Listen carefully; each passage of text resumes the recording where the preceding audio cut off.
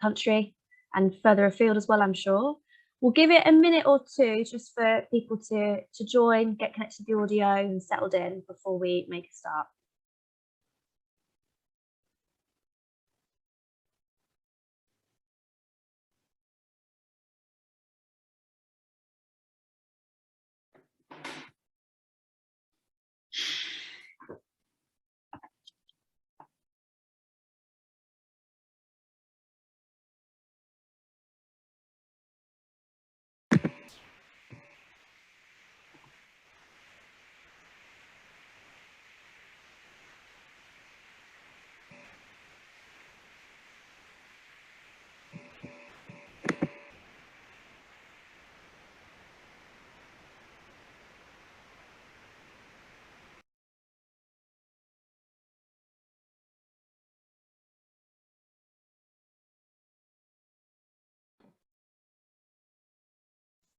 Good morning and welcome to those who've joined since I last said it. It's great to see you all. We've still got people connecting and joining as I speak, but we're a couple of minutes past 11, so I think it's a good time to make a start. Lovely to see everybody. Thank you so much for joining us for what I hope will be a really good, really important and enlightening discussion for the next few hours today. My name's Shelly. I'm the chair of the Stop the War Coalition, and I'll be chairing the discussion for the next few hours. We are 1 month on since Russia's invasion of Ukraine, and the war has, of course, quickly become a priority for the anti-war movement.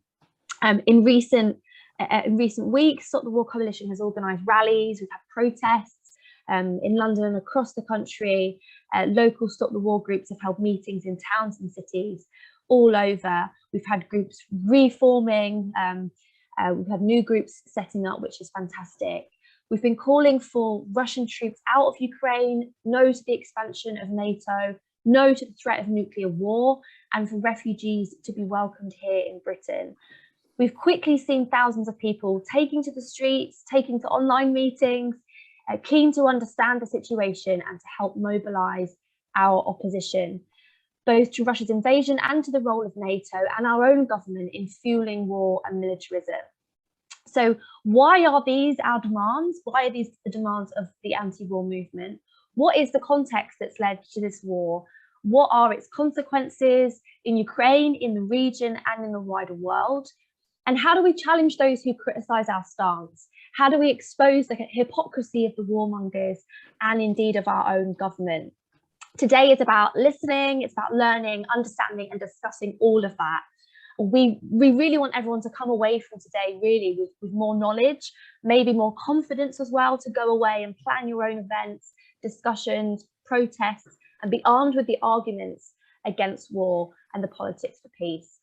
While it's a shame that we weren't able to meet in person as we planned initially, I'm really pleased that we were able to take this online. Unfortunately, some of our speakers have come down with COVID, which is a real shame, and we wish them a speedy recovery.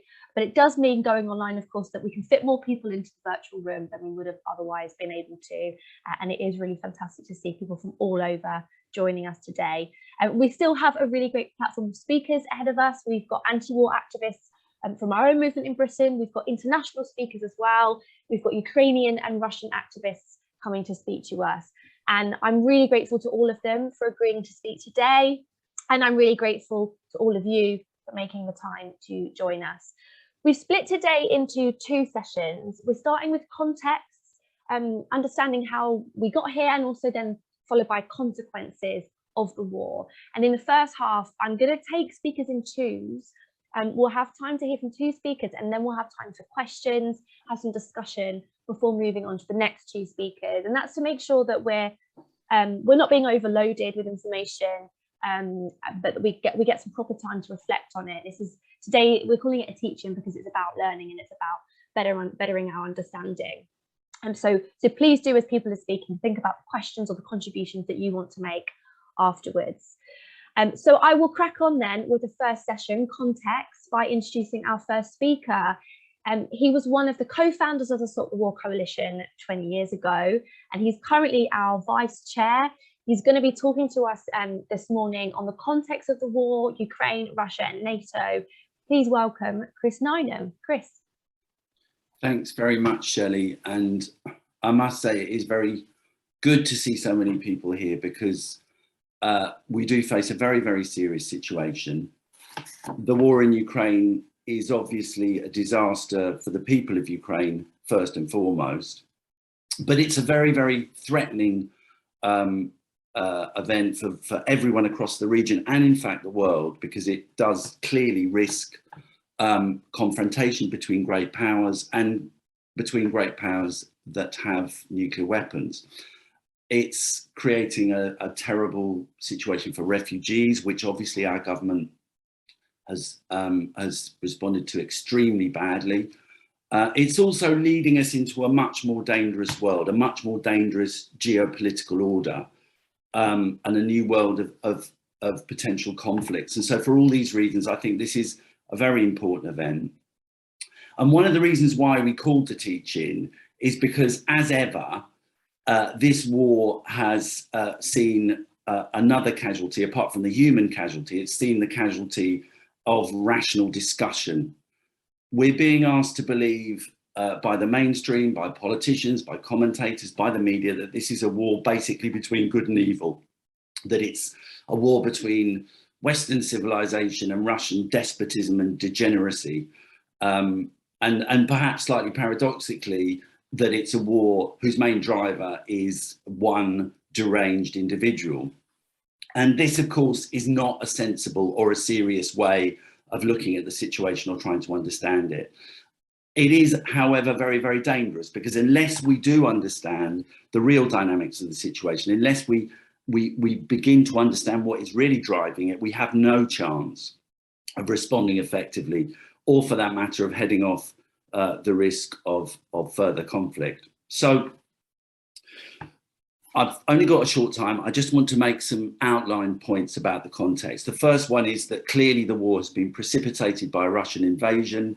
It's caused utter devastation. And I must say, personally, I find it very, very hard to watch the media output, which shows the absolute suffering and carnage that has been created by the invasion, and particularly the aerial footage of Mariupol, the center of Mariupol, being absolutely devastated. All this is very, very upsetting. And our first response is, and has been from the start, to demand an end to the invasion and the immediate withdrawal of Russian troops. We've also been arguing from the start that whatever Keir Starmer or anyone else wants to tell us, NATO and the Western response has been part of the problem rather than part of the solution. And I would say that the recent events, just in the last few days, have unfortunately proved us right on this issue. For one thing, there was Thursday's NATO conference. It pledged to send 40,000 extra troops to the region, to massively increase military supplies to Ukraine, to remilitarize Europe generally, and as if that wasn't enough, it promised to develop a more aggressive strategic posture at the Spain summit in June, the Madrid summit they're holding in June. What is the point of all this? How could this possibly help? The weapons that are being pumped in are only adding fuel to the fire. The extra soldiers, now 80,000 extra NATO soldiers that have been sent into the region, they're not going to fight in Ukraine, but their presence in the region can only increase tension and hostility. And in general, I think these escalations can only inflame the situation in the short term and structure conflict with Russia, between Russia and the West, into the situation in the future. And as if to prove the point, really, the summit was accompanied, the emergency NATO summit was accompanied by the most extraordinary kind of inflammatory rhetoric. In particular, Joe Biden's claim that if Russia used biological chemical weapons, the US would respond in kind, despite the fact that the US claims not actually to have chemical weapons, and despite the fact that they are signatories, as is Russia, to agreements that outlaw them. So all of that, it seems to me, tells a story. The second thing that I believe has confirmed our analysis that's happened recently was Volodymyr Zelensky's amazing announcement last week that Ukraine would not and could not become a member of NATO. Boris Johnson followed suit within 24 hours. And actually, Zelensky admitted that in private, he'd been told by the US, some time ago, that there was no chance NATO could be in NATO, Ukraine could be in NATO, but that please keep it as a possibility in the public realm. So this is despite the fact that for years, both the Ukrainian government and the West have been saying in public that Ukrainian accession was actually something that would happen only in a matter of time. And it seems to me this tells us two things. We have Zelensky and Johnson admitting what actually the Stop the War coalition has been attacked for saying from all sides, which is that discussion of Ukraine joining NATO was a provocation to Russia, and moreover, that it was never realistic. And it shows, I think, that first, a different course of action could have been taken from the start, that potentially the situation could have been diffused if these facts were put out there, if there had been an honesty about the genuine situation. And also, I think it indicates that what is motivating the West more than anything in its dealings with this situation is power play, is the weakening, the provoking of Russia, the desire to increase US and Western influence in the region. And all the relevant US foreign policy documents that you can look at on the subject confirm that one of their central aims, one of NATO and the Western powers' central aims in the region, in Eastern Europe, in Central Asia, in the Balkans, is to increase military and political influence and try and challenge Russia's control and its influence in the region. These are areas, by the way, rich in minerals and particularly in oil and gas. Unfortunately, in all this, Ukraine is crucial. And one interesting document is actually an essay by Zbigniew Brzezinski, who was one of the architects of recent US foreign policy, where he said in 1997, approvingly, without Ukraine, Russia ceases to be a Eurasian empire. Just briefly on the question, to touch on the question of energy, by the way, one indication, I think, of what is at play here is that there have been in the last few weeks, in the context of the war, sharp changes in the geopolitics of gas and oil. We've seen the Russian-German pipeline Nord Stream 2 being cancelled. We've seen the Russians and the Chinese actually agreeing to a new pipeline. And we've seen just yesterday that the US agreed a big increase in its natural gas exports to Europe. Those are underlying factors that are worth considering when looking at the context. So if the US has been working hard, which I believe it has, to dominate the region, and this has been a contributory factor to the war, Russia, though massively weakened after the collapse of the Soviet Union in 1991, it actually wants to remain precisely what Brzezinski was talking about, the seat of a Eurasian empire of some sort. And it has been trying to reassert its authority in the region since 1991, notably in Chechnya in 1999, in Georgia in 2008, and of course in Crimea in 2015. So I would argue that the crucial context, or a very, very important element of the context, is that Ukraine is a country unfortunate enough to be a strategically central country on a fault line that stretches from the Baltic really to the Balkans, a fault line between the world's most powerful military power and its NATO alliance and the regional great power, Russia. And these are the kind of issues emanating from that situation are the ones I think that we'll be discussing today. And I hope that's a useful kind of introduction to the general context. And I'm really looking forward to, and I'm really pleased that we have Ukrainians and Russians here who are able to talk about the situation, because I think it's with the movements on the ground that we need to place our hope. We need to call for diplomacy. We need to call for a ceasefire. We need to call, and have been calling for, negotiations. These are the only ways that the war is going to end, and we want it to end quickly rather than turn into a long war of attrition with all the suffering that will cause. But I think that the pressure for that can come most effectively, is likely to come most effectively, not from sanctions, not from increased militarization, not from no-fly zones, all of which I think will reduce the space, the political space for opposition in Russia and in the rest of the world to put pressure on our leaders to stop this terrible war. I also think that we need to see a strong movement here, and that what we do matters. We need to solidarize with activists in Ukraine and activists in Russia about this war, but I think that involves being active here. And I want to end by saying this. I do think we face big challenges. I think that there's a massive propaganda, there's an offensive, there's a suffocating consensus in mainstream politics and public life about this situation. But I also don't think that the argument is terminally difficult for us, because although there's a kind of outbreak of collective amnesia amongst the commentariat, amongst the journalists on Labour front bench, all of whom want us to believe that the NATO alliance is a defensive alliance. Almost sometimes you get the impression it's a kind of humanitarian organisation of some sort. The truth of the matter is, I think most people remember the disasters of Afghanistan. They remember the catastrophes of Iraq, of Syria, of Libya, at least two of which were organised specifically by NATO, and all of which were organised by leading countries within NATO. So I think it's an argument we can win if we put it forcibly. I also think we're in a situation where there's very little trust in the government here. We have an economy that is collapsing around our ears.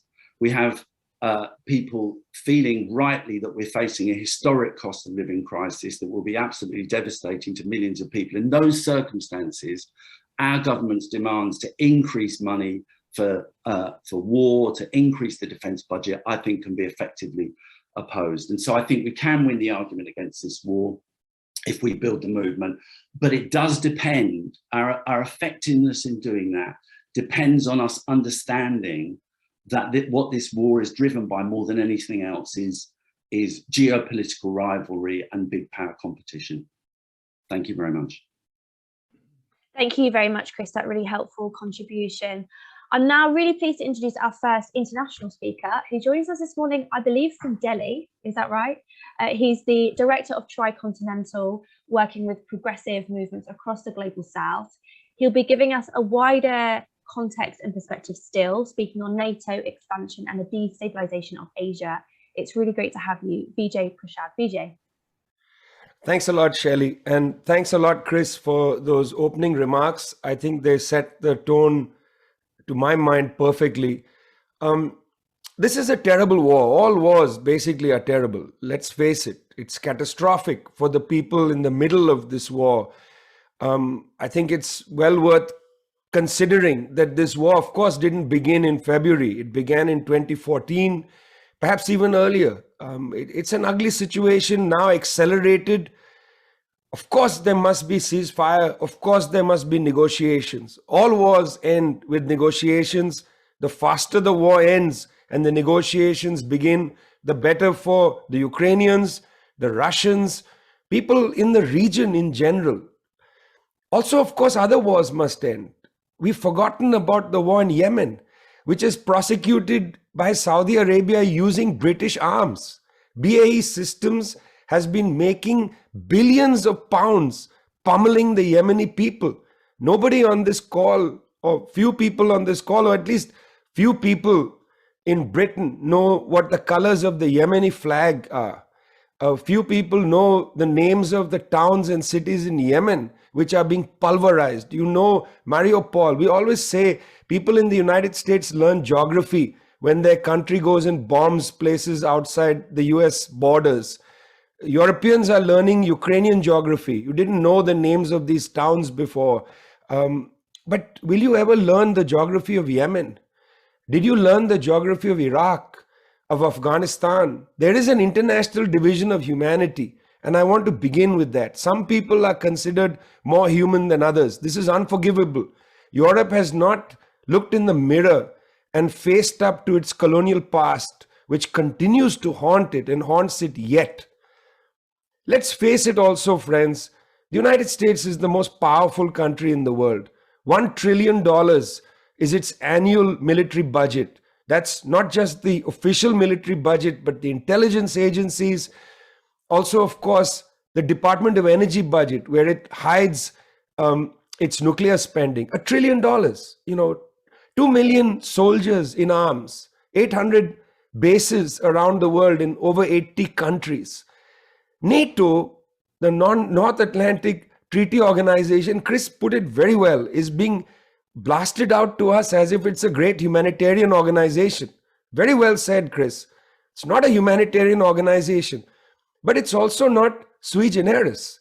It's part of a range of treaty organizations set up in the 1940s and 50s for the United States to effectively extend its military power outside its own borders. It begins with the Rio Pact of 1947.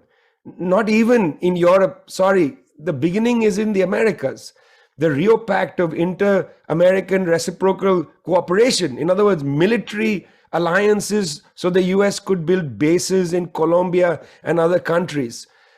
Even NATO, 1949, is part of a process including the Manila Pact, the Southeast Asian Treaty Organization, the Baghdad Pact of 1955, the Central Treaty Organization, the creation by the United States of a hub and spokes military system to essentially dominate the world through extending its military power, including by the creation of things like Southern Command, Central Command, Indo-Pacific Command, and so on, to organize better its own military forces. That's how you get military bases in places like Subic Bay, Philippines. That's how you get the entire Arab Gulf region peppered with US military bases. That's how you have military bases in Germany.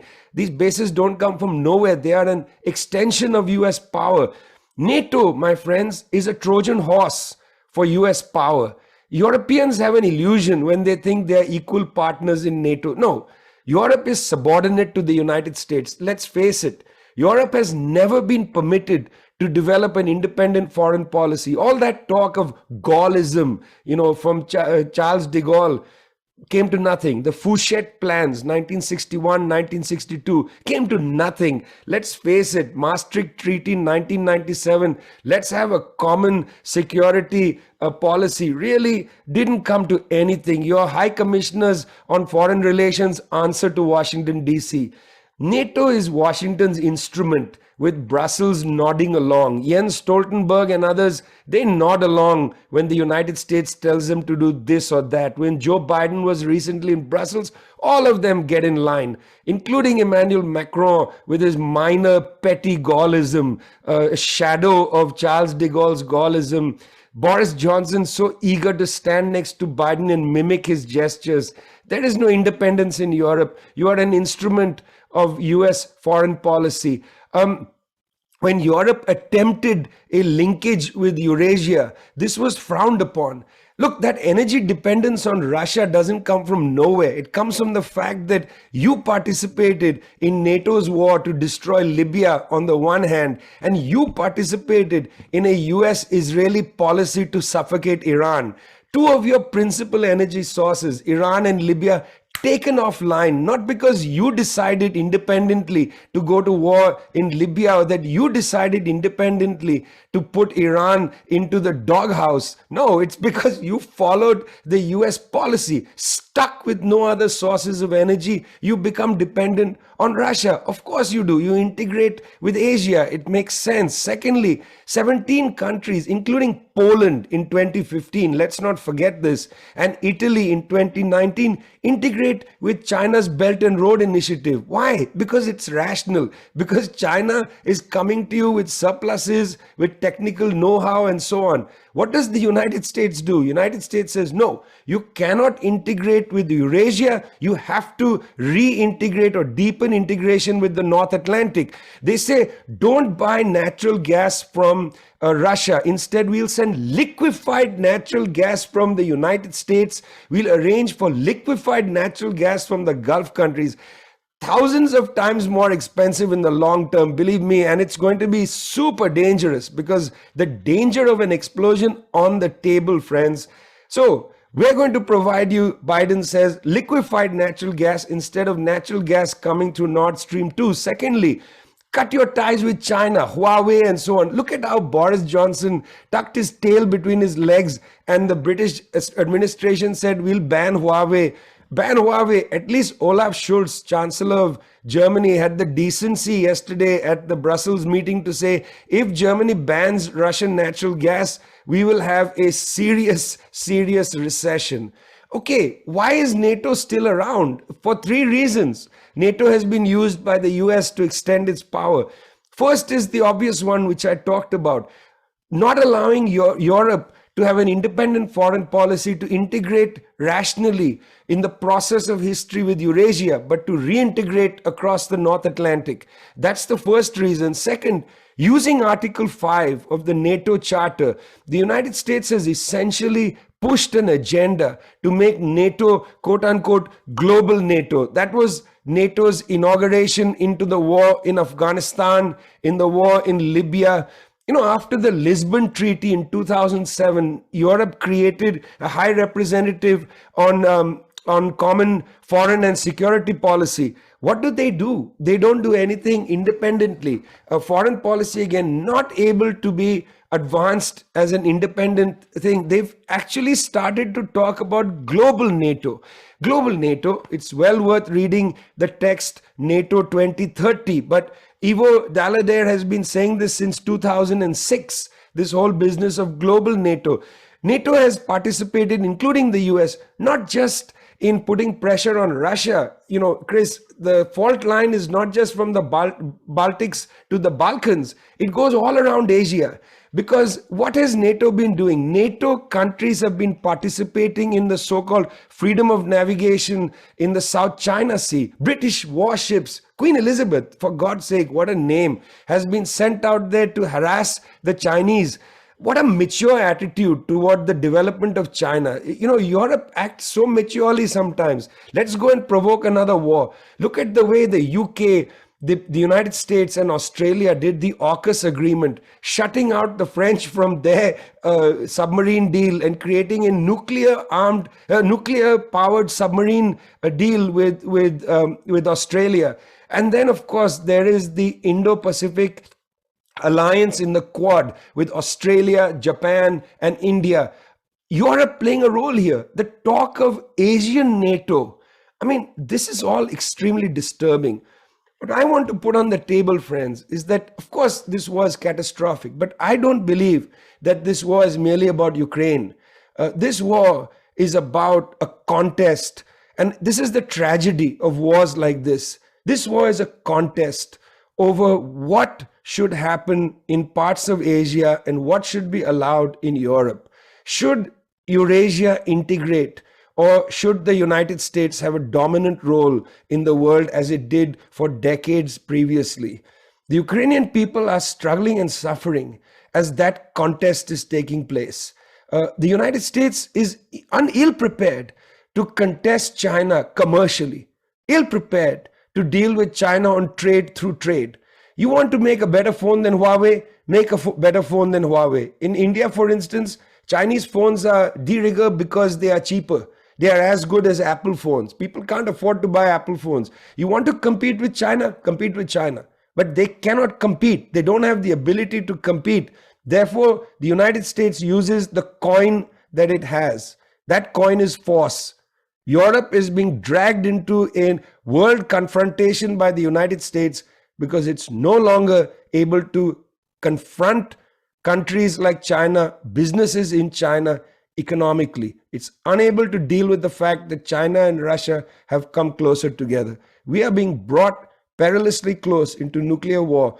The United States is the one that walked out of the anti-ballistic missile treaty. The United States is the one that walked out of the Intermediate Forces Treaty. The departure from these treaties sent a clear signal to Moscow that the United States might put intermediate nuclear missiles back in Europe. Within 5 minutes, they can strike Russian targets. It was Europe in the 1980s that fought for freeze. It was Europe that put the INF on the table. Today, Europe is doing nothing to prevent us from coming closer to nuclear annihilation. I implore you, please do something to prevent yourself from becoming the poodle not just Tony Blair, but Europe becoming the poodle of the United States. Thanks a lot. Thank you so much, Vijay. So as I said at the beginning, we've now got some time to ask questions, put questions or comments to Chris and Vijay before we move on to our next speakers in this session. I've got a couple of questions that have come in on the chat to me, but I am keen to get you guys in from your living rooms, bedrooms, studies, wherever you are. It's great that we've got over 300 people on the call. We never would have got that many in person, so that's fantastic. But yeah, it's great if you can put your cameras on and we'll bring you in. But just to start off with, I had a question here from Frank, who asks, where is the environmental movement? I'm not sure, but I imagine the context of that question is that we know war is a major cause of climate devastation. So do we know kind of how the climate crisis movement is responding to this current war? Another question here from Valerie. Valerie asks, when can we demonstrate for peace? Can we call for peace negotiations now and stop the call for more arms and the militarization of Europe? I assume Valerie doesn't mean stop the call, but call to stop more arms and militarization in Europe. I've got a couple of hands that have just gone up, so I'd like to start with Mark. Mark, I'm going to ask you to unmute. You've got a couple of minutes. There you go. Hi, comrades. Partly from Glasgow, I'll just briefly answer Frank's question a wee bit. I think, unfortunately, the COP26 has turned into a bit of blah, blah, blah. And I want to, my second point I want to make just quickly, briefly, is today in calendar on the Trossachs of Scotland, the first 50 refugees will be waking up in Glasgow, in Scotland, and I welcome them. But I would love to see the first explanation when they're told southwest them just over the Trossach Hills is Fastlane nuclear base. And I think that's another context that we should remember in this. I've got two quick, brief questions. First of all, when we talk about a war being a contest, aren't we now? We're now talking more of a great war situation starting to develop. And second of all, I just want a question genuinely. What do the speakers think? Why NATO was founded in the first place? And is this a time that we should be criticising and opposing NATO or shutting up about NATO? Thanks, comrades. Thanks very much for that, Mark. I have got another one in the chat here from William, who asks, what has the US and Western Europe learned from the noble but failed attempts to end the Iraq war? Which tactics must we double down on? I will take another one from on screen. I can see Charlie. Asking you to unmute, Charlie. Thank you, Shelly, and thank you very much to our speakers, Vijay and Chris, for their excellent presentations. I wanted to talk about what the alternatives to all this is, because I think Chris was right to say that the scenes from Mariupol are terrible, but they also recall the scenes from Grozny in 1999-2000, and the scenes from Baghdad and from Kabul and from Sana'a as well. This is not something that's unusual. And I think there's a dance going on between NATO and Zelensky. Every time Zelensky mentions a no-fly zone, which would lead us towards nuclear war, the US says it can't do it, but in order to placate Zelensky and his allies, they pour in more armaments into Europe. And this is a hugely dangerous situation. I think we have to put forward an alternative that says NATO is toxic, it has to be disbanded, it has to be got rid of, but that our hope lies in the Russian anti-war movement. It lies in the potential for resistance inside the Russian armed forces. It lies in the potential of independent resistance in Ukraine, independent from NATO, and also, crucially for us, the growth of anti-war movement in the NATO countries. And it doesn't lie in the Labour Party, which is acting in an appalling manner. And I regret to say that the Labour left, which during the Iraq war, some of them amplified the anti-war movement, are now suppressing the anti-war movement. So as editor of Socialist Worker, I want to say very clearly that I think we need to get rid of NATO, but we also need to recognize that any sort of solution, any diffusing so-called, will only work in the short term so long as this great power conflict continues. As long as these people are still in charge, we will have a recurrence of these tensions in Europe, in Ukraine, and across the whole of the globe. This is what imperialism looks like. And therefore, we have to talk also about tearing away at the roots of this conflict in inter-imperialism. Thank you. Thank you very much, Charlie. I had Valerie did want to say something. I can't see her hand anymore. Let me just ask you to unmute, Valerie. Valerie called us. Okay. Right. Okay. Can I say something? Hello? Yes, we can hear you. Okay. Yeah. The Italian trade unionists have protested about humanitarian aid being disguised with arms being sent from Italy to the war in Ukraine. And the Indian government, the Chinese government, and the South African government at the United Nations are refusing to accept the NATO narrative. And I just think we have to look for people who are not collaborating with this terrible false narrative that's being poured at as if it was the First World War. It's like, you know, Kitchener's come alive again in Britain with absolute nonsense. We've got Gordon Brown calling for Nuremberg trials for Putin. I mean, I'm not defending Putin at all. I totally oppose the invasion, as everyone here does. But I just think the narrative in Britain is absolutely disgraceful. And I'm a suspended member of the Labour Party. I've left the Labour Party, and I'm fighting very hard to make sure the left and the Labour Party does support the call for peace. But we need to be demonstrating for peace. We need to be saying, stop sending arms, no to militarisation, stop the war, and, you know, stop the war, mobilise masses of people against the Iraq war. This is not the same clear situation. It's much more complex, but we need to be demonstrating for peace. And I came to this meeting hoping that people would be talking about what we can actually do to demonstrate for peace. Thank you very much. I am going to take one more question from a hand up, and I'm getting lots of questions in the chat as well from people who perhaps don't want to speak on camera. And then I'm going to come back to Chris and Vijay.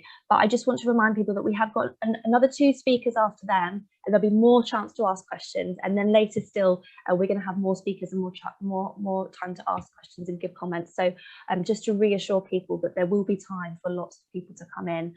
Can I ask Dragan, and then we'll move on. Thank you. Yeah, thanks, Shelly.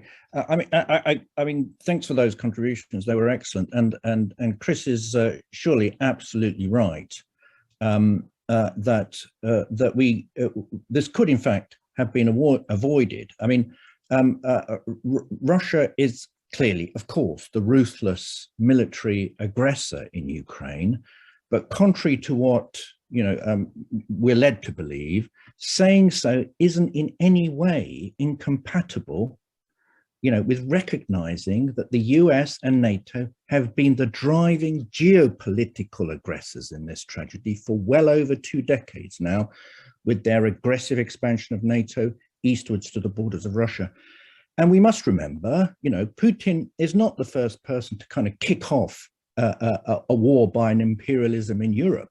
In the last few years, Tony Blair, Bill Clinton did so against Serbia for 78 days, way back in 1999. Putin is following in their shoes, except from his side of the fence, so to speak. But for years now, you've had multiple commentators who've been making it abundantly clear, that if you're going to expand in this way, and if you're going to even think of the possibility of drawing Ukraine into NATO, then you are risking potentially disastrous consequences of the kind that we are actually seeing here, given the key location that Ukraine has between Russia and the Black Sea. The US and NATO had a choice. They could have expressly recognized Ukraine's neutrality years ago. They could have guaranteed its neutrality in their own ways if they'd wanted to, in agreement with Russia, but they decided not to. And they chose not to precisely because they wanted to use Ukraine to destabilize and at the very least to neutralize Russia as a competitive imperial power, regardless of the absolutely catastrophic response that they might get from Russia and the consequences for the Ukrainians themselves. It speaks volumes, I think, about the utterly ruthless willingness of the US and NATO to sacrifice the lives of others, the lives of ordinary Ukrainians, for their own competitive geopolitical goals. And I think, what we want now is neutrality. We want security guarantees from both sides, if possible, sealed by the UN Security Council, and negotiations that drive that now so that Russia withdraws immediately from Ukraine. Thank you very much, Dragan. I'm going to ask 2 more questions now, which was specifically to either speaker, and then I'll invite Vijay and Chris to come back with 5 minutes each. So first of all, Vijay, this question comes in from Vital. Vijay, please say, 1, if you think there could be a meeting point between innocent Eurocentrism and an internationalist perspective, i.e. well-meaning Europeans are so frightened of yet another world war that they simply go along with NATO. 2, NATO's tried to subcontract before, so what does global NATO mean? And 3, will anyone get through to Putin? And then a final question comes from Rob, directly to Chris. Does Chris feel that Russian motives for the war are to be the seat of a Eurasian empire, or do they perceive the situation to be in some way an existential threat to their existence? I'll take Vijay first and then Chris, please.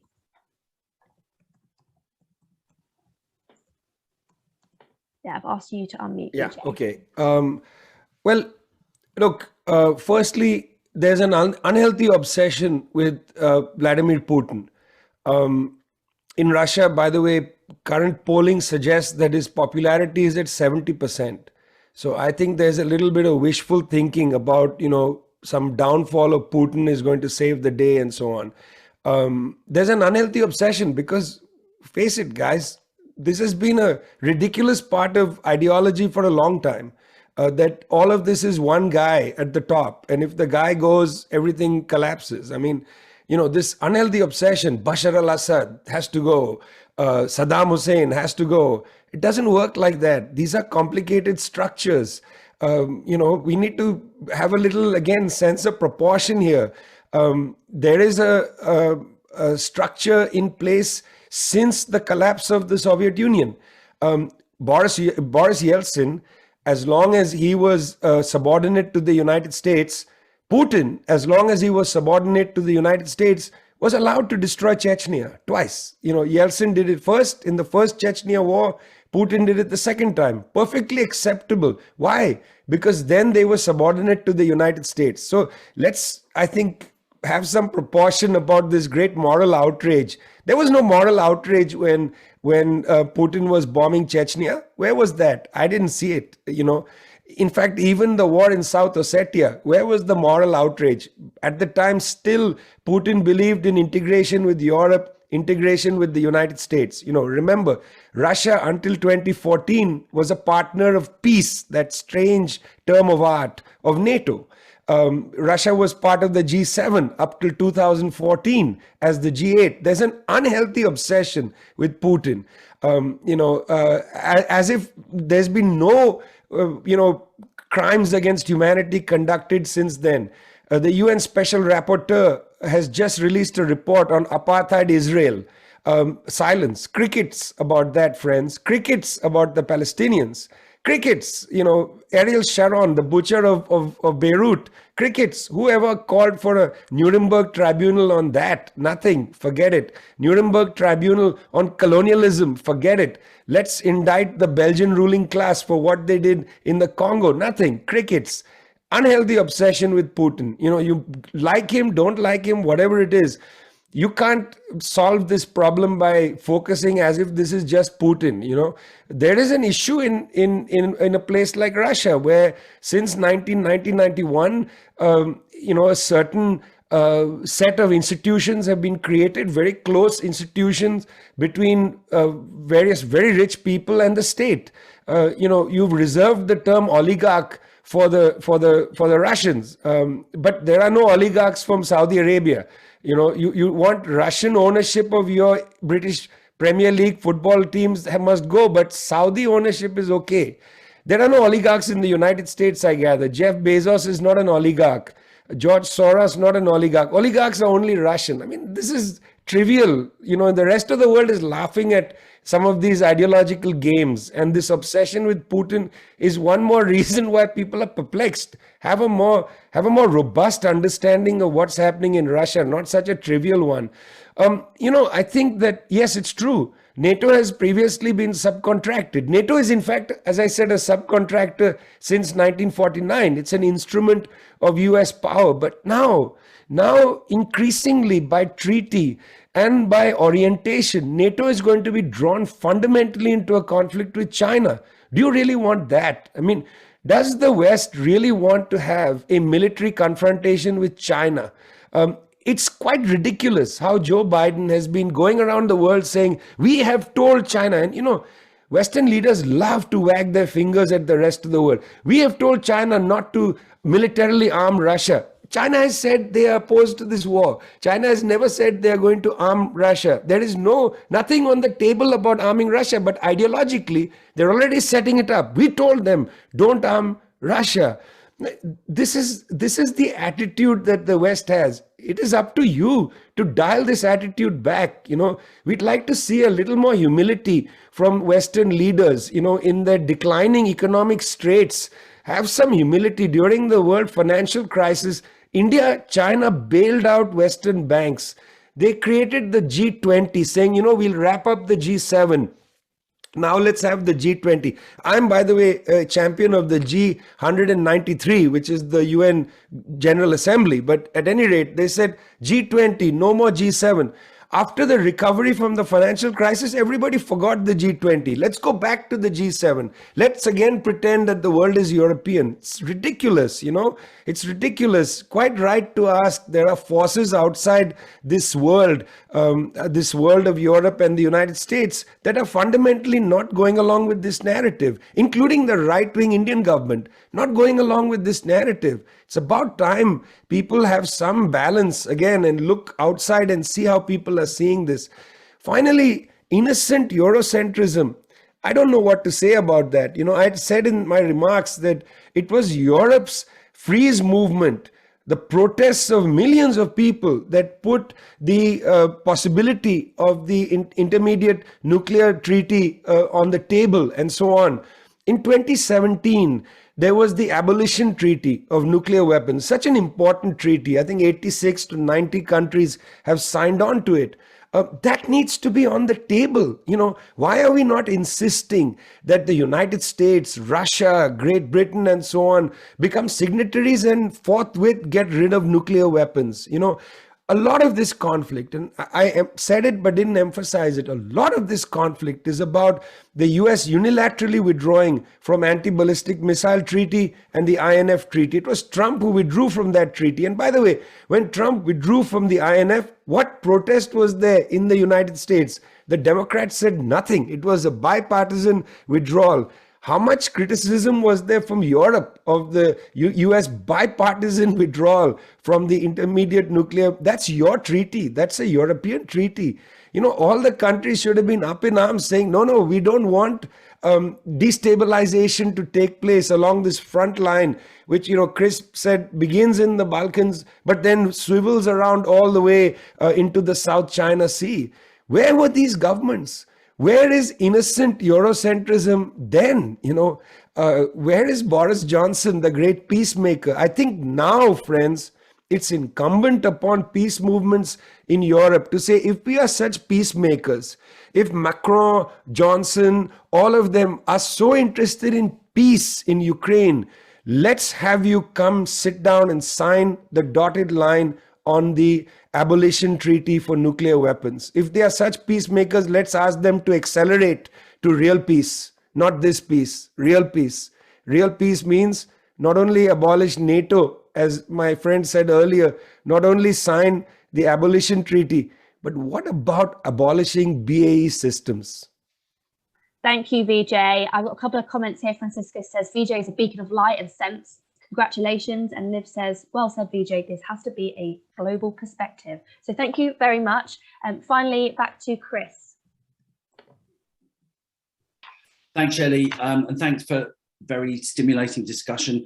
I think it's absolutely true that the kind of rhetoric and the propaganda around this war is almost shockingly, even for us cynical anti-war campaigners, it's shockingly hypocritical. It's shockingly, yes, Eurocentric, but amnesiac. I mean, there's this attempt to bury the recent history of what the Western powers have done, of the catastrophes that they have carried out in Iraq and Syria and Libya, and currently are very, very deeply implicated and involved in Yemen. And today is the anniversary of the start of the Saudi attack on Yemen, and later on we're co-hosting another event to mark that day and to point to the deep hypocrisy that is at play here. And so I invite you all to that. I think it's noticeable but totally unreported that 40 countries, at least in the global south, have been taking positions in the United Nations assemblies against what the US and NATO have been doing in various different ways, and that the situation looks very, very different from outside of Europe and outside of Britain. I think it's also true that, you know, obviously the kind of demonization of Russia, the pulling of Tchaikovsky's symphonies and the banning of Dostoevsky and Tolstoy novels. I mean, this stuff is, you wouldn't have believed it if you hadn't actually seen it being reported, that this level of capitulation to war hysteria could rip through the liberal intelligentsia in this country. I mean, it is absolutely shocking. And we absolutely have to call it out and continue to call it out. On the question of Russia, I think it's also true that we have to say that Russia does have a history of trying to dominate Eastern Europe, successfully dominating Eastern Europe.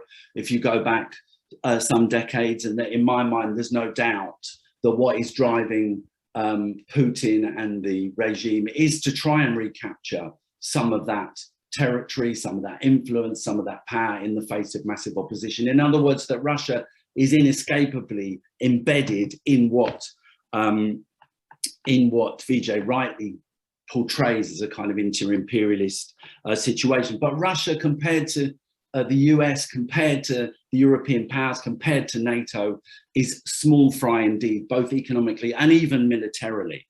And that's one of the reasons why, one of the other reasons why we have to concentrate our campaigning, our protesting, our argumentation mainly against the terrible things that our own government is doing. And on the question of NATO, absolutely agree that, you know, NATO in the end of the day has to be abolished, has to be reined in, it has to be deconstructed and torn down, because it isn't anything other than an aggressive alliance to fundamentally promote US interests. And someone talked about the founding of NATO. It was founded, as Lord Ismay said, who was one of its architects from Britain, who said back in the 1940s that its main aim was to keep Germany down, Russia out, and the US in terms of the Eurasian land, or particularly in Europe at the time. And I think what's remarkable is how little has changed on that front. Vijay's absolutely right. It's gone global. It's, rather than winding itself up, which it obviously should have done in the 90s, it's gone global. It's part now of a much wider imperialist project on the part of the US. But if you look at what's happening in Europe, it's precisely trying to keep Russia out. It's precisely trying to keep Germany down. And it's precisely trying to keep the US in and on top. And so the continuity there is very, very striking. On the issue of the Labour Party, I mean, obviously, it was quite shocking for us that, you know, the Labour leadership imposed this decision that all Labour Party MPs had to withdraw their names from the signature, from the letter that we put out. And why did they do it? The argument was, and it came from Boris Johnson, that the problem with these MPs is that they were criticising NATO. That was what was regarded as being off the table. That was what was regarded as being unacceptable. And that's very, very bad. And if you look at the truth of the matter is that Labour's history is not great on these issues. Essentially, Labour has, by and large, supported all imperialist adventures that Britain has been involved in. It was foundational to the NATO project itself.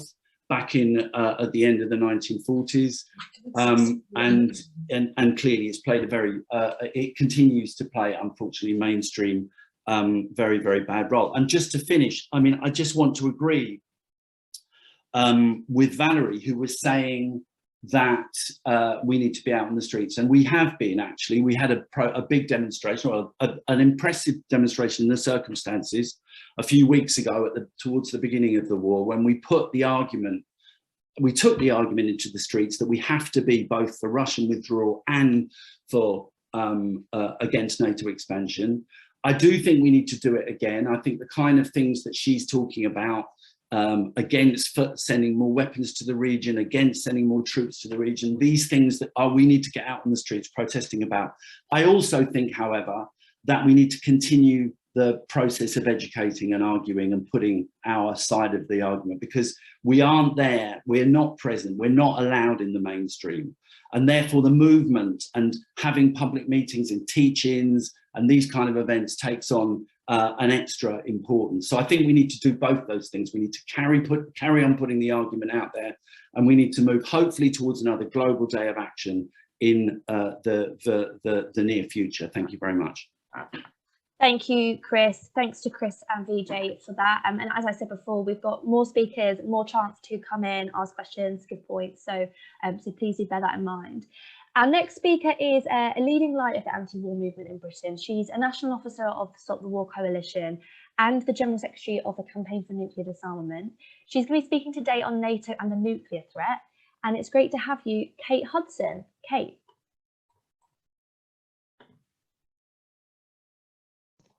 Thanks very much, Shelley. Okay, so I'm sure you've all been following the news, so you know that NATO leaders were meeting this week. They announced deployment of an additional 40,000 troops on NATO's eastern border, along with significant air and naval assets. They've also announced that they're accelerating plans for a new strategic concept document, which will be unveiled at the next NATO summit in Madrid, which is in June. And I think one of the big questions for us is, what will that new strategic concept entail? Because every new strategic concept since 1999 has involved an expansion of NATO, more money poured into weapons development and procurement, and more scenarios for intervention and war. So it's via these strategic concepts that NATO has undertaken its massive expansion to being a global force. And of course, as you know, at its summit last year, it expanded its orientation to the Asia Pacific, specifically to confront China. In 2019, it even declared space to be an operational domain. So it's hard to see really where NATO can go next, but its pledge to accelerate those trends is escalatory, and it's going certainly to increase global security risks. That NATO statement also said, we will enhance our preparedness and readiness for chemical, biological, radiological, and nuclear threats. We will take further decisions when we meet in Madrid. Well, that's a bit of a cliffhanger, isn't it? So where will this take us in nuclear terms, given that there are already enough nuclear weapons in the world to destroy everything many times over? So in terms of the current conflict, it's obviously a question of NATO, the arsenals are US, French and UK on the one hand, and on the other hand, Russia. And between them, they have 12,000 nuclear weapons. That's an almost inconceivable scale, particularly when you know that today's bombs are vastly bigger than the Hiroshima bomb. That bomb exploded with the power of approximately 15 kilotons of TNT, and it killed at least 200,000 people. In today's parlance, of course, the Hiroshima bomb would be described as low yield, a small nuke. And many of the world's larger warheads weigh in at around 800 kilotons. The UK's arsenal each are 100 kilotons, or around 8 times the power of the Hiroshima bomb. So I mean, it's just a phenomenal amount of nuclear explosive power out there. So in terms of this conflict, let's consider also that the US has around 150 free-fall nuclear bombs, that's bombs dropped from planes, located across Western Europe.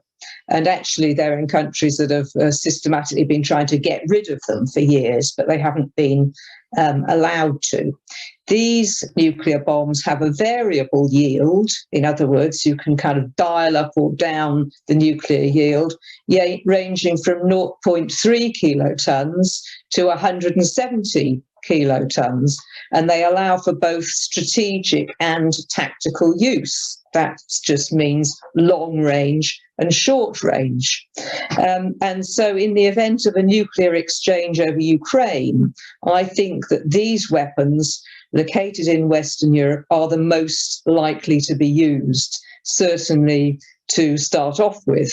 So Vijay touched on the situation of the anti-nuclear movement in the 1980s, and I think what concerned us most at that time was that with cruise and Pershing missiles being put into Western Europe by the United States, that Soviet-US nuclear war would be fought in Europe. That's why we were all so terrified and mobilized in our millions. I think that a likely scenario in terms of escalation, nuclear escalation over this war, is that, again, that nuclear war would be planned to be fought in Europe. So it's a very, very serious thing. And of course, in terms of when NATO says it's going to be developing its nuclear policy and whatever that means, maybe NATO is intending, in other words, the US is intending to locate more nuclear weapons in Europe. I think that that's a very feasible possibility in terms of their strategic thinking.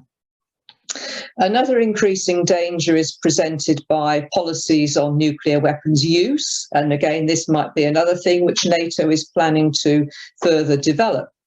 Recent narratives and indeed practice, notably from former President Trump, but not exclusively to him, refer to usable nuclear weapons or low-yield nuclear weapons. And this essentially ends the previous taboo on nuclear use. You know, people used to say, oh, we have them in order not to use them. They're just a so-called deterrent. I mean, they don't seem to have deterred war, actually. And of course, the idea was that the idea of, or the certainty of mutually assured destruction would prevent nuclear weapons from being fired. Well, now there's a lot of talk about tactical nuclear weapons, the short-range nuclear weapons, or battlefield nukes. They're sometimes talked about as if they're kind of somehow not very dangerous, you know, small, almost cuddly nuclear weapons. And this is completely irresponsible and wrong. If you see articles about it, you know, they're just a disaster. Not only would they do massive unrestricted damage, don't forget, radiation poisoning blows across borders. Not only would they do massive damage to all of us, but they would be highly likely to lead to escalation to larger nuclear weapons use. It's also the case that scenarios in which nuclear weapons could be used have been extended, including by Britain. That was announced in the government's integrated review last year, at the same time as they announced a massive increase in the UK's nuclear arsenal. So Britain is kind of really leading the way on the kind of more expansionary and aggressive nuclear policies. As the invasion of Ukraine began on the 24th of February, around 1,000 Russian nuclear weapons and a similar number of US, British and French nuclear forces assigned to NATO were already on prompt launch, sort of stroke high alert status. And that's just the normal situation. You know, even in times of so-called peace, we have this situation where all these nuclear weapons are on high alert status. And most high alert missiles are armed with strategic nuclear warheads, with yields at least 100 kilotons. So these things are all there, ready sort of thing. They can be launched in 15 minutes, and the nominal flight time of intercontinental ballistic missiles carrying the weapons traveling between the US and Russia is around 30 minutes. So if somebody had decided to press the button when we started this meeting, we'd already all be dead. So 3 days later, on the 27th of February, Putin publicly announced that he'd put Russia's nuclear weapons on special alert. It's not clear what this means, given that so many nuclear weapons on both sides are already on that high alert status. So maybe that meant something specific technically, maybe it didn't.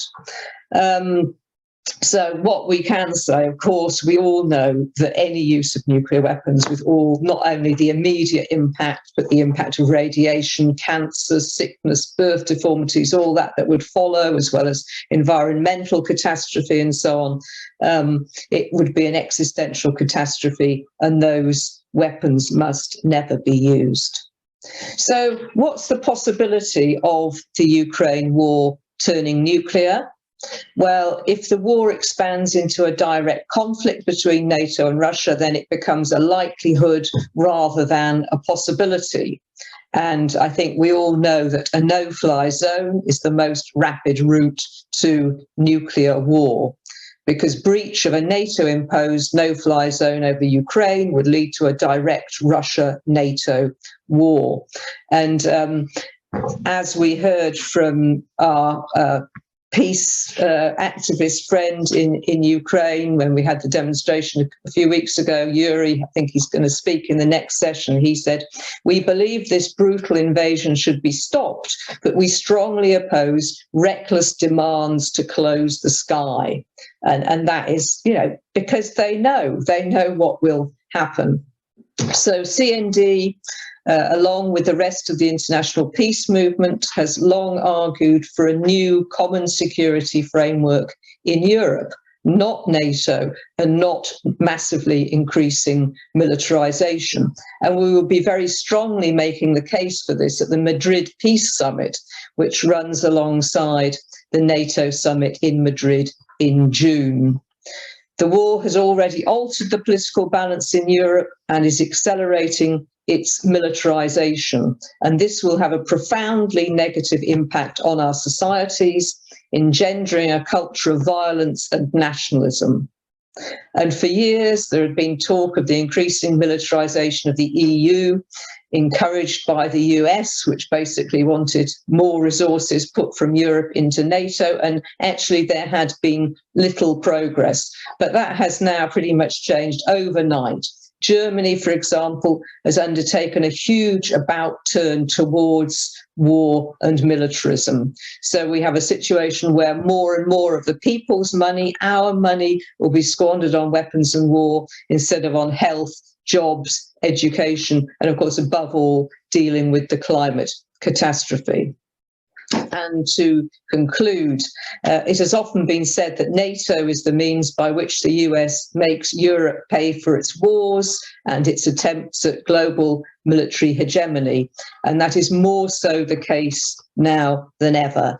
And now, of course, it brings with it ever greater dangers of nuclear annihilation. So please support our work against nuclear weapons and war. Vijay mentioned the Treaty on the Prohibition of Nuclear Weapons. This is the new Treaty for Global Abolition of Nuclear, led by the Global South. So please do get active to support it. And if you can, please join us for the Peace Summit in Madrid in June. The demand for the abolition of NATO and nuclear weapons has to be at the heart of our work. Thank you very much. Thank you so much, Kate. Our next speaker is an anti-war activist. He's a member of Stop the War Steering Committee, and he spent time in Ukraine in 2015 during the height of the conflict in East Ukraine, and as well in Russia during the first war on Chechnya. He's very knowledgeable about the region, so it's really great to have you. Rob Ferguson. Thanks very much, Shelly. In looking ahead at the future for Ukraine and the region, I think context is critical. The sight of residential areas, working class estates shelled and bombed, thousands dead, over 3.5 million refugees, 6 million displaced. This is all horrific. We're opposed to the invasion. We demand Russian troops out of Ukraine, and we say refugees are welcome here. Ukrainian refugees and all refugees. However, our media, our leaders in the United States, Europe, here in the UK, Johnson and Starmer, want to draw a line around Russia's invasion and stifle any discussion of causes and context. This we cannot do. It would be an evasion of responsibility for the anti-war movement and the left to do so. Ukraine today is at the fulcrum of a wider rivalry between Russia and NATO, whose origins lie in the early 1990s, accelerating with a vengeance in the 2000s in the wake of massive NATO expansion. Two interlocking developments began after the collapse of the Soviet Union in 1991. On one hand, Russia seeks to reassert its dominance over what was called its near abroad. This did not begin with Putin, but under the West's leader of choice, Boris Yeltsin. Russia issues ultimatums to Ukraine and Kazakhstan to sign union agreements. It intervenes in separatist wars and conflicts in Georgia and Moldova, in the war between Armenia and Azerbaijan, sends 25,000 troops to suppress an insurrectionary revolt in Tajikistan, and sends the tanks into Chechnya in 1991 first, then 1994, and then under Putin in 1999. And simultaneously, NATO seeks to extend its own military and economic reach over this near abroad, cementing so-called partnerships in 1992 with Georgia, Moldova, Azerbaijan, Armenia, the Baltic states, Belarus, and all 5 Central Asian republics, and of course Ukraine. And after 1997, 14 countries in Central and Eastern Europe joined NATO. At the NATO summit in Bucharest in 2008, Bush invites Georgia and Ukraine to join NATO, leading directly to war in Georgia, as the regime is emboldened by NATO's apparent backing, ending with the invasion by Russian and separatist troops from South Ossetia and defeat for the Georgian regime. And then in 2014, Ukraine.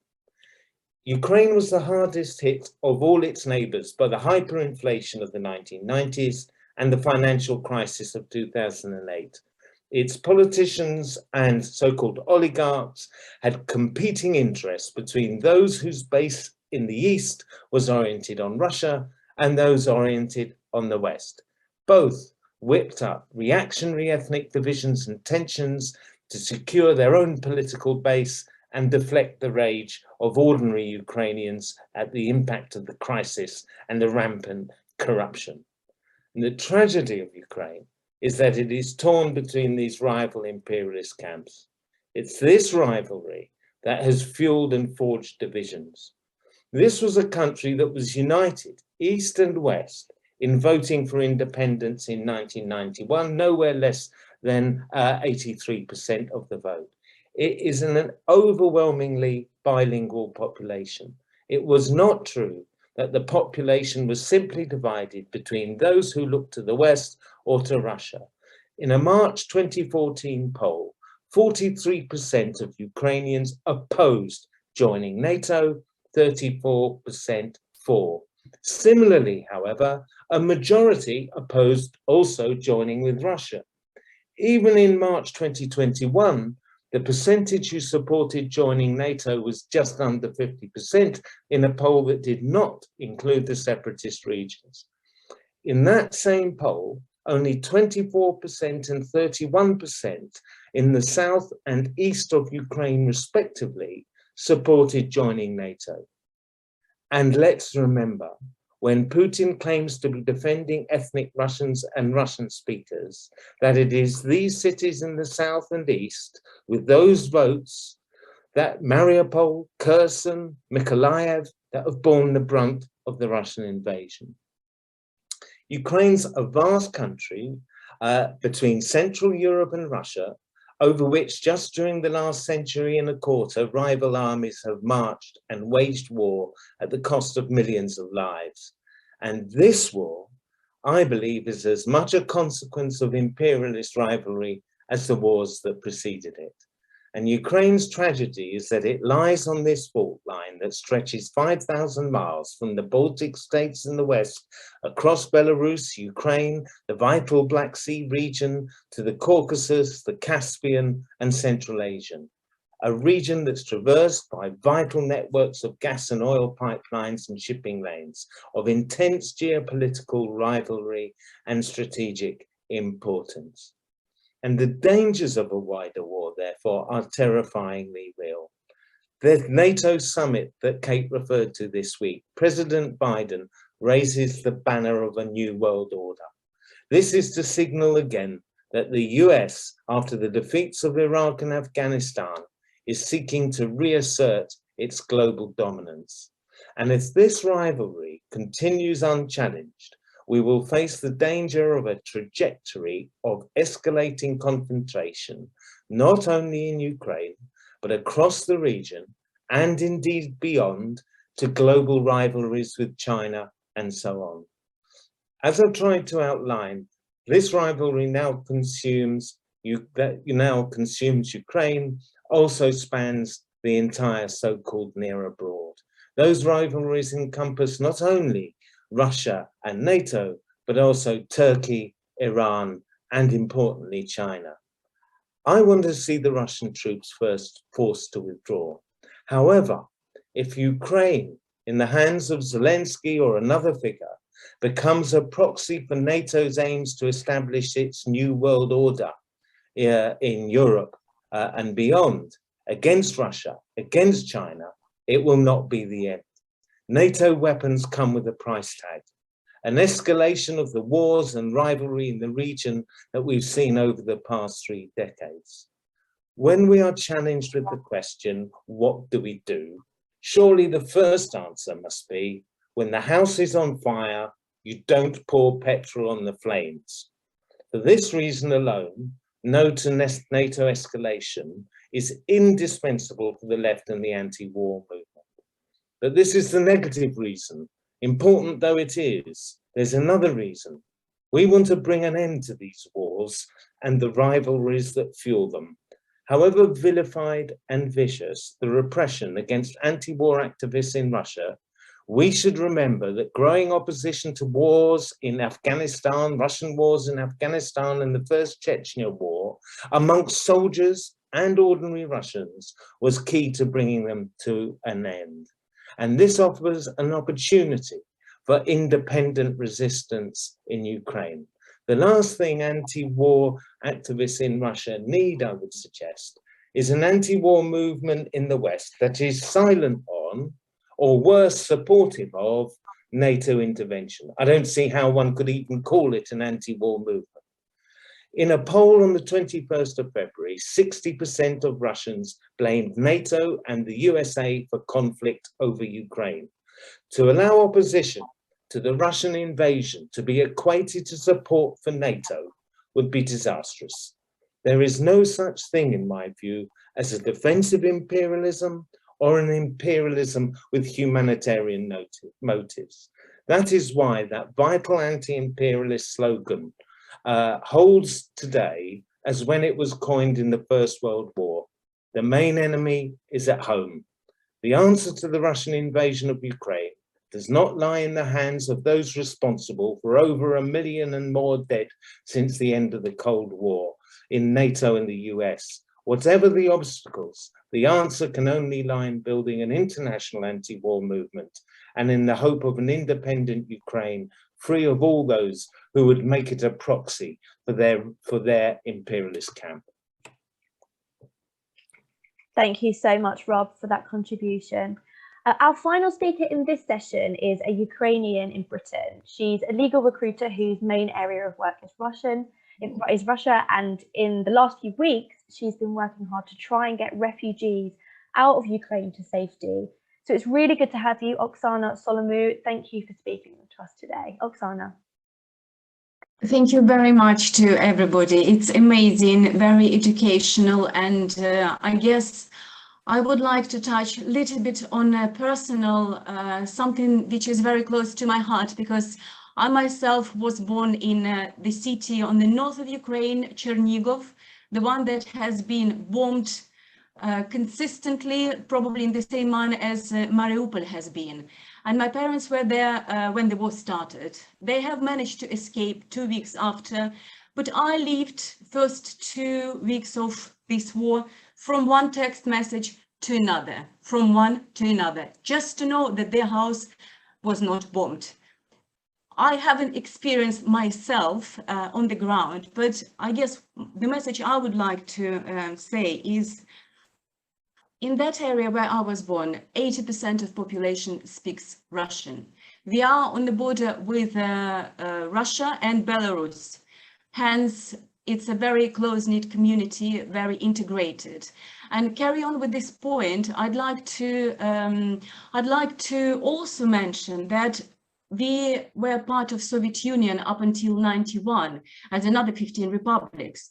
So the level of integration between all those 15 countries is amazing. It's huge, it's massive. Upon graduation, every student from college or university would have been sent to any other country. So it was just normal for somebody from Moscow to go and work in Moldova or Kazakhstan or Uzbekistan. So the families over the 70 years of Soviet Union, or how long it was, have been so much integrated that, for example, my aunt now lives in Rostov-on-Don. That's where Russian military base main is based. So what's happening with this war now is disbelief, it's horror, it's impossibility to comprehend how all those who are our brothers, cousins, aunts, uncles, they just pick up their guns and shooting at the Ukrainian population. My city has been destroyed. 60% of infrastructure has been grounded, 60%, and it's not military based. It's schools, it's hospitals, it's pharmacies, it's stadium, it's libraries. It's something that's impossible to, and even Second World War has left Chernigov as one piece. This war hasn't. 40% of housing, private houses, have been destroyed now. The city that has 300,000 people is going to ground now. All the bridges have been bombed, and there is no at all connection to any other part of the Ukraine. This is just the level of humanitarian horror and disaster. And my business historically been connected with Russia. So I have been placing lawyers within international law firms in Moscow. And when people ask a question or mention that this is a Putin war, at this point, for me, somebody who reads and learns, it's very difficult to see that. Because when you see that your parents been bombed, when you see that you're close, you don't know whether they survive. You take it further. You do not blame one person in this war. I'm not talking about geopolitics here. I'm talking about brother against brother feel, something. We went with the Soviet Union against Germans in World War II alongside as one country, Soviet Union. We lost 9 million of Ukrainians alone in that war. We fought together with Kazakhstan, with Russia, with Belarus. We were in the same partisan camps. And now they came and they shoot our children. It's beyond comprehension. I'm so grateful to all the previous points that the speaker mentioned, and Rob and Vijay, and I agree it's very unfair that Ukraine now is so clear in the media and people understand actually what the real war is. We don't have as much coverage about Yemen, about Syria, about Afghanistan. We should, but at least what's happening in Ukraine opens up a lot of information to a wider community, even here in the UK. What else I guess I'd like to mention is The level of propaganda in Russia is unbelievable. We had, as the Ukrainians, we had to feel that maybe if we just tell them what's going on, they will start to believe. It's not going to work. We understand that now because they're just not allowed, because they became such a machine in this imperialistic war. And for Putin, he just shuts the whole of Russia. All those who in opposition even tried, they just been grounded, either put in prison, or they left, or they're no longer there, or they've been put in prison now. And those middle class, let's say, who I work with, when I ask them, let's say at the level of managing partner of international law firm in Moscow, when I ask him, so what is your opinion? He has none. He can't say, he cannot speak. He is afraid. Those who can make difference, they don't make difference. They just keep quiet. When I speak to my aunt, all she can say is, how are you? The aunt who lives in Russia. And she would say, you need to be quiet. Don't say anything, because this is risky for her. It's unbelievable. Another thing what I would like to say is, for Ukrainians who are there, who on the ground, they, over the last 30 years, they had the opportunity that Russian people didn't.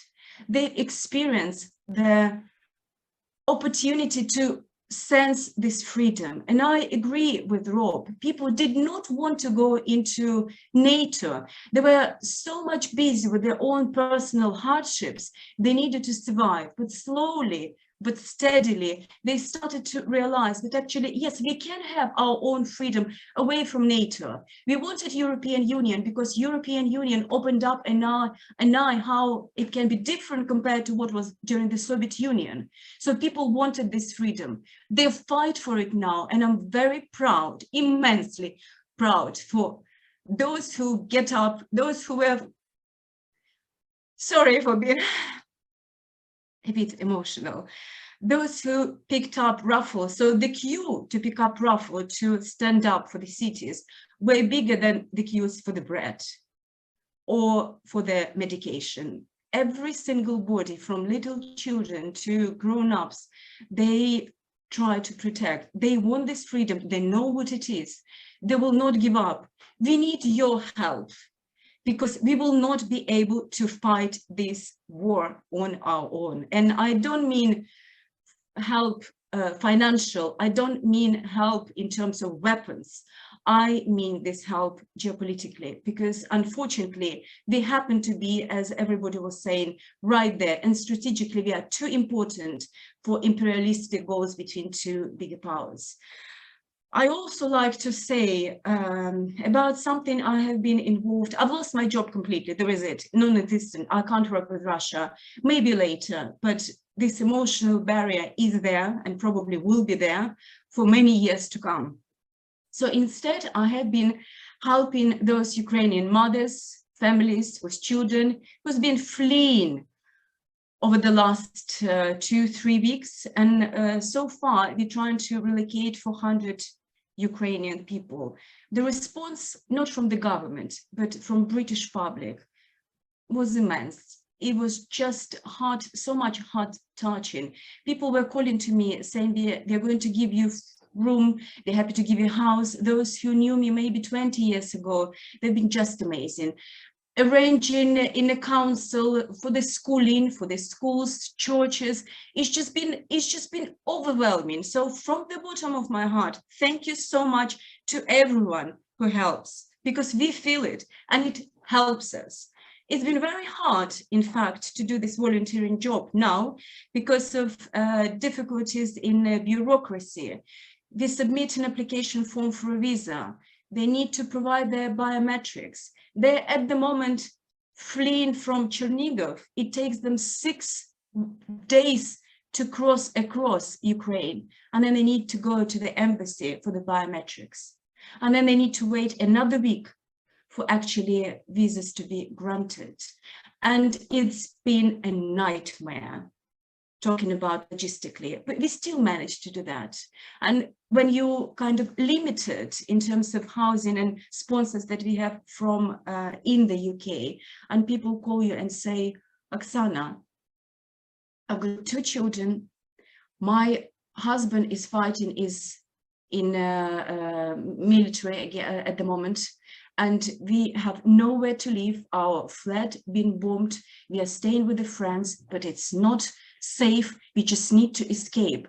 And you can't say no, because you know your parents were there and you know what you felt, and you can't imagine what those children are going through. Some of them twice, because first time this happened in 2014, and this is happening second times. Those children of war that will never recover, never.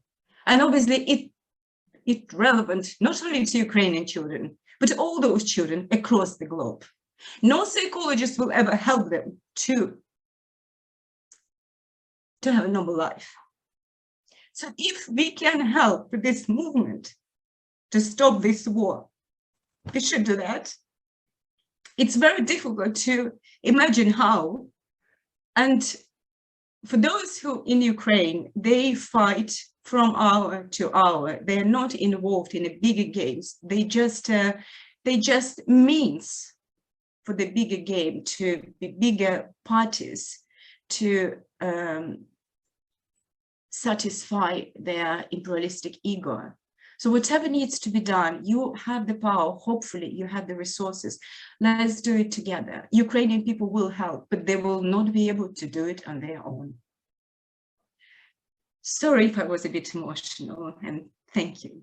Not at all. Thank you so much, Oxsana. It's completely understandable. This is a really sensitive, emotional issue for you. And thank you so much for joining us today. And thank you for everything you're doing and for bringing your perspective to this meeting. It's so important.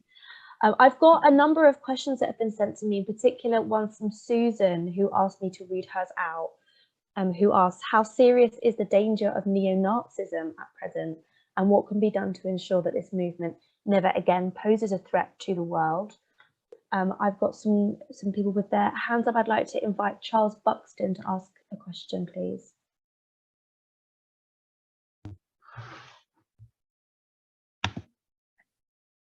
Thank you. Yeah, I'm speaking from Bishkek in Kyrgyzstan, and have been following the work the coalition's been doing, which is really important. And my question was, how is the coalition trying to make links with anti-war and peace movements in other countries? I think the contribution from Vijay was really important, and we in Central Asia are partly looking towards Europe, partly looking towards Asia. And just to say a couple of words, you know, the countries are 5 ex-republics, Soviet republics of Central Asia, are in quite a special and difficult position at the moment. A lot of them had quite a significant Ukrainian as well as Russian population from the late 19th century and then in the Soviet period. And a lot of those families are now very, very split. Some had gone back to Ukraine a few years ago, some back to Russia, and there are many, many mixed families. And I think one of the things that anyone who's studied the Soviet Union would say is that, you know, external players really took a risk in encouraging or not doing more to stop the divisions that could happen in Ukraine. You know, if we remember the 1930s and the Second World War, and even after the Second World War, it really seems to me really irresponsible the way that the European Union in particular acted in 2014. And here we have a situation where, of course, the Central Asian countries in different extent are integrated into the Eurasian Economic Union and political alliances with Russia. And really we have a situation a bit like in the 19th century now, the so-called Great Game, where you have a soft power and economic power being used to get influence. And we have the Western camp, and we have China, and we have Russia, all very active in this. And you know, the country's in a very difficult position. And I would just say, so as someone who works in the development field, and my organization is called Books for Development. That's what the little logo there was saying. You know, we're in a very difficult position because on the one hand, you know, we have the West supporting the human rights and the civil society. On the other hand, the conflict, the international geopolitical conflict is leading to the repression of precisely those organizations. And then another little contradiction is that on the one hand, we have significant money being put into countries like Kyrgyzstan and Tajikistan from the development agencies. I'm going to have to ask you to wrap up. We have many, many years of economic sanctions, which are depressing the economy throughout the region. So we actually have an economic war going on here, and it's been going on for quite a long while. So that international support and links are quite important for quite isolated and small peace movements like we have in Central Asia. Thank you, Charles. I'd like to ask Tom Cuthbert, please. Tom, you'll have to unmute yourself first. Oh, that's right. Hi, everybody. I am looking at another issue, which is, as we see, economic instability is accompanying this war. And the question really is about, from a colleague in Australia who informed me about the export of yellow cake or uranium ore to Russia. Is that still going on? They did a big deal in 2007. It seems very weird that Australia should be benefiting or profiting from the material that can be used to make nuclear weapons and, of course, used in nuclear power stations. Anybody got any comments about that? Thank you, Tom. If I could ask David, got a hand up. Okay. Yes. Thank you. I'm David Rosenberg from London. Yeah, I wanted to ask about three points really.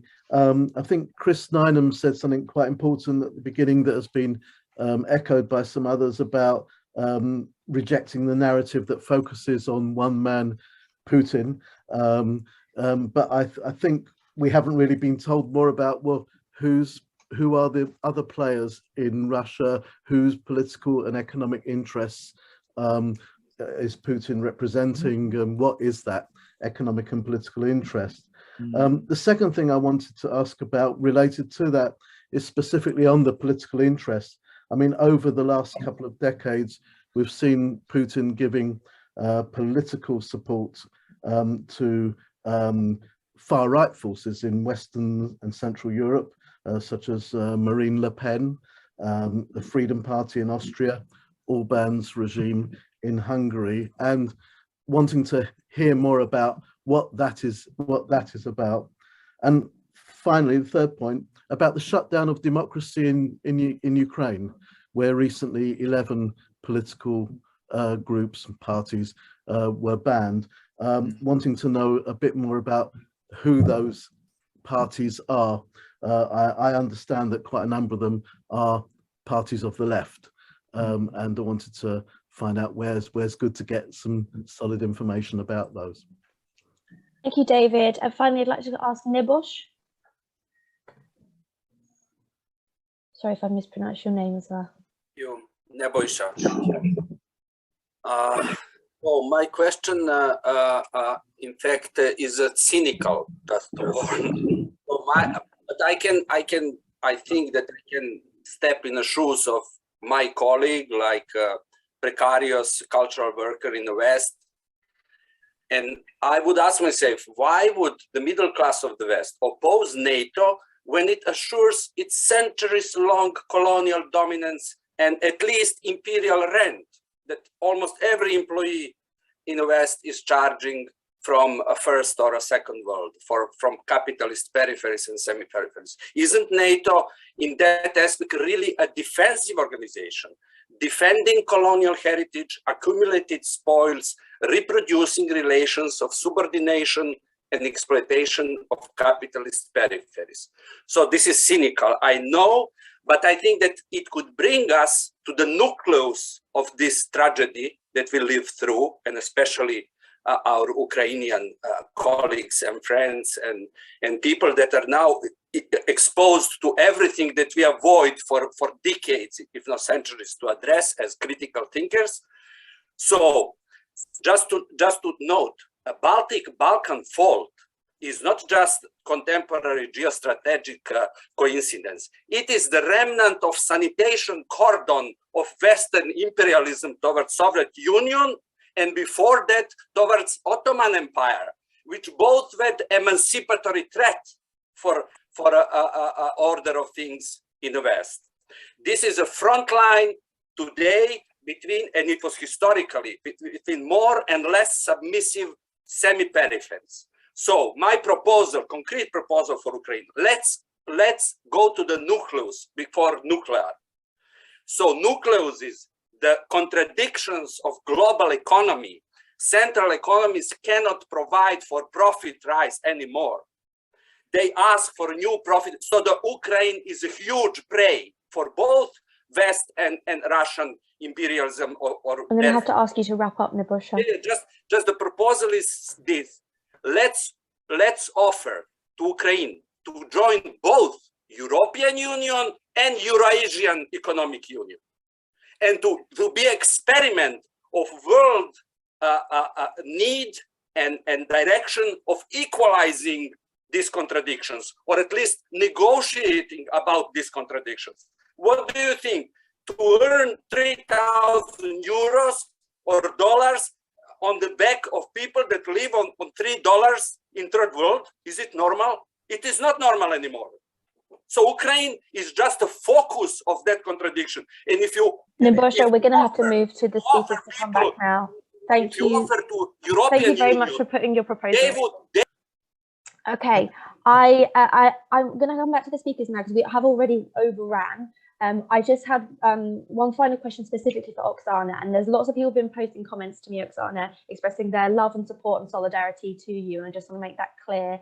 And Michael says to Oxsana, who is very inspiring, could you say more clearly how we can help? She said not militarily, but in other ways, so perhaps emotional response in some form. I'm going to come back to Kate first of all, Kate Hudson, and if you could each speak with just a couple of minutes, because I'm really sorry we have overrun, but it's been fantastic to take people from the floor as well. Kate. Thanks, Shelley, and thanks to everyone for really interesting discussion, and particular thanks to Oxsana for sharing those experiences and your understanding of the situation. Just touch briefly on a few of those questions, and then apologies, Shelley, I've got to go off to something else, so I'll leave at that point. First of all, Tom's point about yellow cake uranium. I don't know for certain, but my understanding is that yellow cake hasn't been sent for some years, that even prior to the current, but someone else can correct me if I'm wrong. I thought around about 2014, perhaps it was stopped, but thanks, Kate. Worth checking that out. And then on the question of neo-Nazism that was mentioned, I mean, my concern about this is that the far right is going to develop extensively across Europe as a result of this war, because we know that the far right feeds off nationalism, which is being generated by warmongers on all sides. There's glorification of militarism, which of course is another thing that the far right feeds off. They will exploit the refugee crisis and they'll use it to stoke racism and xenophobia, so and the kind of increasingly kind of militarized culture that I was referring to earlier on. So I think at the same time as we're anti-war, we also have to be renewedly against the far right and understanding the relationship between the two things. And then finally, in terms of making the links with the movements and with peace activists in Ukraine and Russia, there are some very long-standing organizations and links that we have in the peace movement. So just some examples, for example, the International Peace Bureau, the Women's International League for Peace and Freedom, War Resisters International. They're just three that I know of very much myself, where we're in contact with people in both Ukraine and Russia.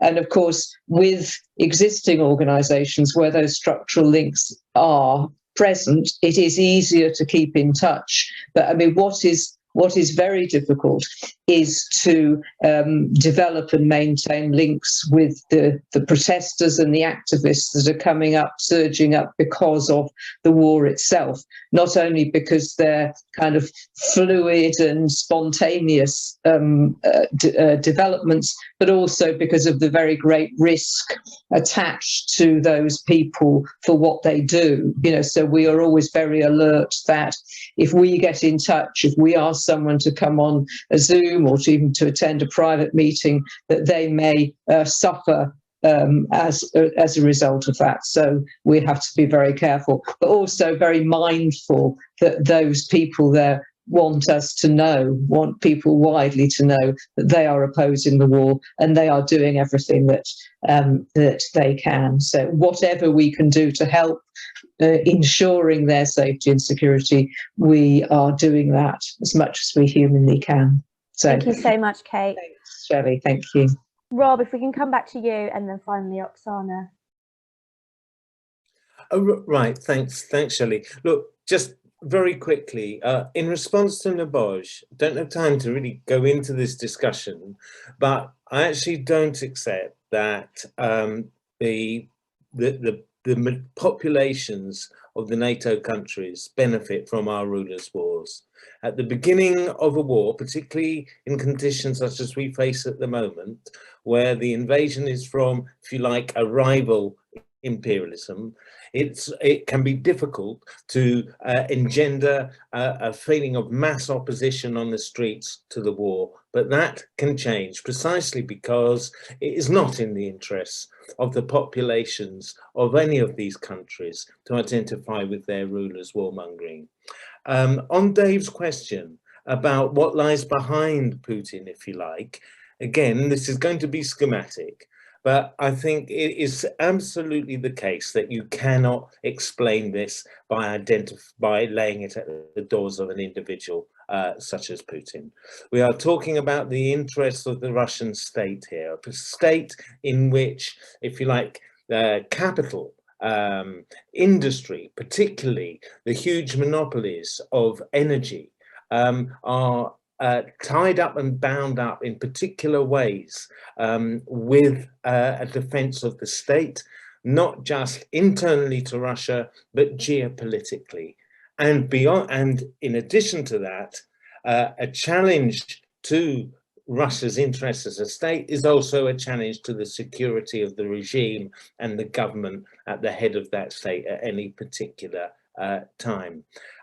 Susan raises the important question of how serious is the danger of fascism, and David also raised a similar point. Well, war always raises the danger of the far-right mobilization, of fascist mobilization. First of all, that's a danger that we should be concerned of in Europe itself. As we've seen even before the war, the rise of the far-right and fascist parties. And let's be clear, it's the rhetoric and chauvinism of the governments and regimes that lay down the terrain upon which the foul movements of fascism and the neo-Nazis can arise and grow. And actually the same is true in Russia. When Putin talks of, as he did last week, of the scum and the traitors, by which he meant the anti-war protesters on the streets of the towns of Russia, scum and traitors that patriots will spit out like midges. He too is laying down the terrain for the rise of the far right. And we should be wary of the lessons of history, shouldn't we? After the First World War, you know, if war efforts start to run into the stand, the emergence of the stab in the back argument, the stab in the back theory that can fuel, you know, fascist organizations and fascist growth. And finally, I just want to say something about Ukraine, because a lot is talked about in terms of Nazis. Putin talks about denazification and so on. I think it's important to just bear in mind the points I tried to make in my introduction, the way the divisions and chauvinisms have been whipped up. People like Oxsana were portrayed by ethno-nationalists in the West as Russian colonialists, while in the East, we had figures like Igor Girkin, the first defense minister of the so-called Donetsk Republic, who was supported by Eurasian fascists who had fought in the wars in Well, I'm going to have to ask you to wrap up. Transnistria and so on. But none of these represented the majority. This is the important. We have to mobilize the majority across Europe and beyond. And first of all, that means building the anti-war movement. Thank you, Rob. Finally, if I can come back to Oxsana. I guess thank you very much for your comments and support. And I guess there is no one way how this whole situation can be held. But what I'm thinking now, first of all, is education.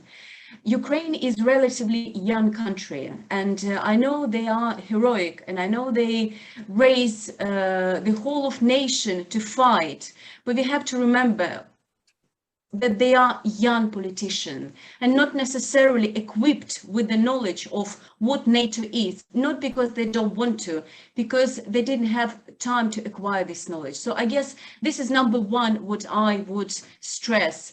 However, it can be done. It has to be done. This will prevent future escalation. Second thing, I guess, is important to look at now. I don't want all those countrymen, my Ukrainian countrymen, when they flee, not as their own choice, but they have to. There are about 3 million of them now spread across Europe. And I know the hardships. They have nowhere to sleep. They have nowhere to eat, nothing to eat. They're in hunger. And although they're not being bombed now, they're not safe. So whatever help can be done from the governments, at the moment they survive because of their level of voluntary movement. But long term, the war is not going to finish tomorrow, and it will take time to rebuild it. We win. I know that for sure. We all know. We will take time to rebuild. So if we can somehow arrange at a higher level, at a government level, for all those countries involved in taking refugees that Ukrainians supported, they will need to be integrated. They will have to speak different language. They have children who need to go to school. I don't want those Ukrainians to be hated in a few months' time, because it takes them time and it's hard to integrate. And this is potentially possible scenario. And I don't want this to happen because it's not their fault. And well, and their last beat, I guess, is just to stop this war with whatever means we can, by educating people, by engaging young population, by stopping Russia from the level of propaganda they have there, allowing them to get access to information, whatever resources we have to engage to do that, we have to, because we can't win this war without Russian people involved. And at the moment, they're not involved. Thank you so much, Oxsana, and thank you to all the speakers and all of the people who asked questions and gave contributions. I have to apologise because it's poor chairing and timekeeping on my part that we have overrun so considerably. We are now going to have a break, and we're going to come back at 1:10 is my proposal for the second session. So please go get yourself a bite to eat, cup of tea, enjoy the sunshine if you're like me, sitting indoors and looking at it from outside, and see you again at 1:10 British time.